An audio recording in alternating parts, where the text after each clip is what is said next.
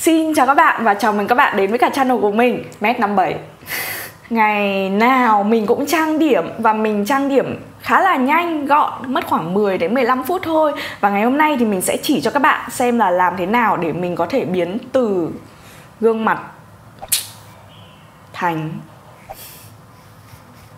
Mình sẽ đi qua các quy trình, mình sẽ chỉ cho các bạn xem mình sử dụng một số sản phẩm nào mình ưa thích và làm thế nào để nhanh gọn và đạt kết quả cao nhất. Chúng mình cùng bắt đầu nào. Đây là chú mặt mộc của mình. Bình thường mình không có đeo kính áp tròng quá nhiều, chỉ 1-2 tuần một lần. Thủ tục đeo thì cũng khá là đơn giản. Mình sẽ dùng cái này để mình dán cho cái tóc con nó không bay vào mặt. Buổi sáng sau khi rửa mặt xong ấy thì mình sẽ bôi cái kem này, là kem dưỡng ẩm của Clinique. Mình không biết là nó cho ban đêm hay ban ngày đó mọi người ạ. Mình thấy nó tốt và hũ nó to, mình không phải nghĩ nhiều. Hết thì lại mua lại. Trước mình có sử dụng cái hũ này của Kiehl's, rất là thích, nhưng mà giá thì đắt hơn gấp đôi nên là mình thấy không có đáng. Xong. Bước tiếp theo của mình là kem chống nắng. Có hôm nào mà đi lâu hơn, nặng đô hơn thì mình dùng cái thằng này của Neutrogena. Cái này thì mỏng nhẹ lắm mọi người ạ, nó như nước ấy. Những hôm nào mà mình phải đi ra ngoài trời nhiều thì mình sẽ bôi vào cả cổ nữa. Rất là hiếm khi mọi người bạn bè mình thấy cái mặt mộc của mình. Mình đi ra ngoài ấy, kiểu gì mình cũng phải có một ít kem che khuyết điểm với cả kẻ lông mày. Đợi một tí cho nó khô. Bình thường trong lúc mình trang điểm ấy, mình rất hay bật sách nói hoặc mình bật podcast lên. Cực kỳ đơn giản luôn. Gọi Siri, sau đó thì bảo nó bật podcast. Hey Siri, play audiobook. Here's books. She was ready for a short ride, Sean said. So we mounted. Him on the mare, me on Bud. Mình sẽ bật, mình đeo tai nghe vào, hoặc là mình thích thì mình để ở ngoài. Hiện tại tình trạng hàng xóm nhà mình có tiếng chim kêu ồn ấy, thế nên là nhiều lúc mình cứ phải đeo tai nghe ở trong nhà. Rồi bây giờ là bước không thể thiếu là bước chì kẻ mày. Cái màu chì kẻ mày mà mình hay dùng nhất thì mình đánh một cái dấu ở đây. Tại vì trong cái hộp cọ của mình ấy khá là nhiều bút viết, cả kéo, cả cọ. Kẹp mi thì mình không dùng nhiều lắm. Cả bút chì, bút viết bảng, lại một chiếc kéo nữa, cạo lông mày, trời rất là nhiều. Cái bút này xinh. Mình thích viết bút mực. Đây. Có hôm thì mình sẽ kẻ đuôi lông mày nó cao lên một tí. Nếu như mà mình có những cái việc mà cần sự chuyên nghiệp thì kẻ lông mày cao lên trông nó sẽ người lớn hơn. Ngày bình thường thì mình sẽ kẻ lông mày dáng ngang, kẻ lên trên này một xíu này, kẻ xuống dưới này một xíu này. Mình dùng màu lông mày rất nhạt thôi. Đây là màu ghi xám của Innisfree. Kẻ nha.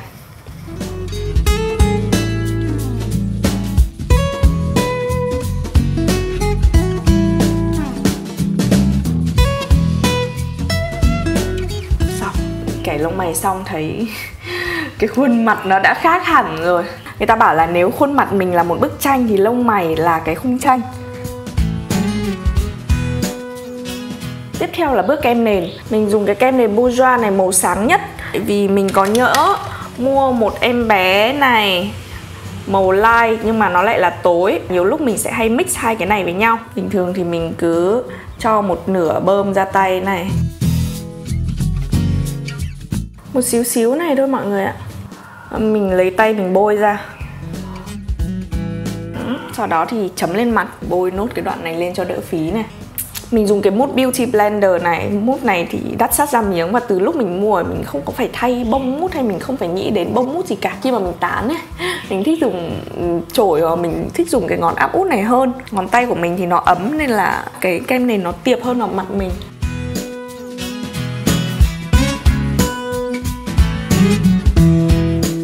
Khi mà dùng kem nền ấy, mình nên có hai loại, một loại màu sáng hơn da mình một xíu và một loại tối hơn da mình một xíu. Da mình nó thay đổi theo tuần luôn ấy. Có tuần thì da màu nó sáng hơn, có tuần thì da màu nó tối hơn.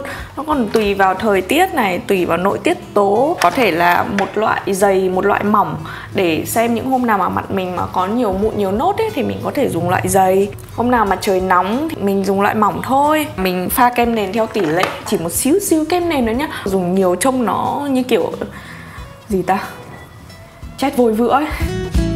Kem che khuyết điểm Đây là loại kem che khuyết điểm mà mình thích nhất từ trước đến giờ. Và mình phải đợi săn đợt sale ấy mọi người. Tại vì là cái này giá chát vãi. Mình lấy một ít cho mình chấm lên cái quầng thâm của mình. Cái này của mình là bị vỡ mọi người ạ. Xót dã man đấy là phải lấy băng dính cuốn lại cho đỡ tọt xuống dưới. Bây giờ mới là lúc mình dùng em Beauty Blender này. Em này là mình vừa mới giặt xong mọi người ạ, nên nó to này, bình thường nó bé xíu à. Mình dùng cái đầu này mình chấm. Mọi người chú ý là cái mousse của mình phải ẩm nhá. Nếu mà không ẩm ấy, nó hút hết tất cả kem nền với cả kem che khuyết điểm của mình thì phí á. Mà nó lại không đạt hiệu quả.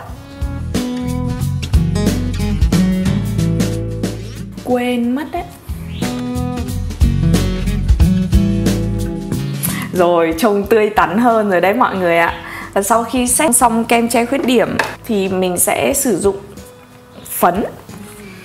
Phấn thì mình trung thành với một bạn thôi, đấy là RCMA. Mình chiết vào cái hũ này mọi người ạ. Mình sẽ chấm trực tiếp cái này vào đây này. Tại vì nó không bị bay bột. Cho lên cái phần mắt của mình đầu tiên.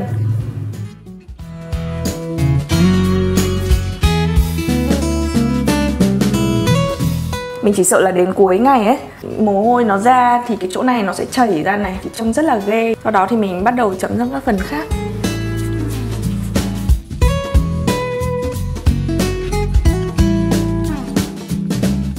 Sẽ tùy từng hôm nhá. Có hôm mình dùng tạo khối, có hôm mình không. Tạo khối của mình là Butter Bronzer, màu bronzer. Cái này mình dùng sắp hết rồi. Đây là cái chổi tạo khối của mình mọi người ạ. Nhìn thấy màu nâu là biết ngay rồi. Cái chổi này thì nó tròn tròn, đầu nó mềm, lông không thưa quá, to hơn ngón tay cái của mình một xíu. Để tạo khối. Mình đánh vào chỗ này. Mặt mình thì cái xương quai hàm của mình khá là nhiều. Mình cứ tán vào đây thôi. Tán và tán đều ra. Và trông nó tự nhiên. Đây là bên có rồi. Đây là bên chưa có. Thì trông mặt nó hơi to, như kiểu một cục bột ở đây ấy. Với mình thì nhiều hôm mình có cũng được, không cũng được. Mình không có ngại mặt to mọi người ạ. Đánh phần dưới này rồi thì đánh một xíu phần trên này nữa cho nó cân bằng. Hôm nào trang điểm kỹ thì mình có thể đánh thêm khối ở sống mũi này. Đánh khối như thế rất là nhanh thôi, nhưng mà mình không có muốn sử dụng lắm. Tại vì trông mặt mình nó khác hẳn đi. Tất nhiên là xinh hơn, nhưng mà mình thấy không cần thiết. Mình vẫn là mình thôi, miễn là mình cảm thấy tự tin là được. Tiếp theo là phấn má. Phấn má thì trước giờ mình dùng cái này, DH Cosmetics.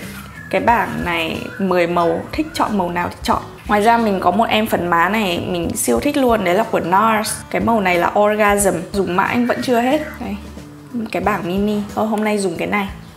Đánh phấn má thì cũng tùy hôm. Hôm nào mà mình muốn trang điểm trẻ trung ấy thì mình đập vào đây xong đánh ngang sang. Hôm nào mình muốn trang điểm bình thường thì mình đập vào đây, mình đánh chéo xuống. Hôm nay đánh chéo xuống. Mình có một cái chổi phấn má. Đây, cái chổi chéo chéo này. Cái lông nó thưa một xíu.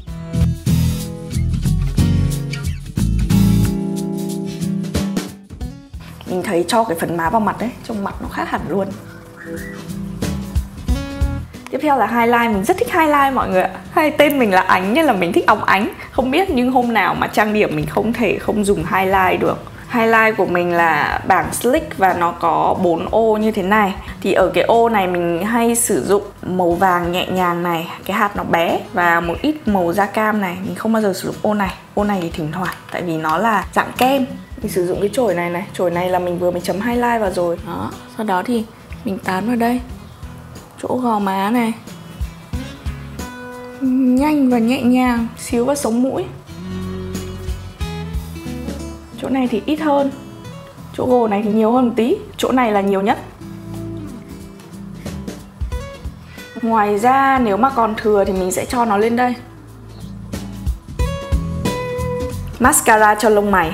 Mình rất ít dùng mascara mắt, nhưng mình dùng mascara lông mày mỗi ngày luôn. Cái này nó làm lông mày mình trông mềm mại hơn, trông hiền hơn.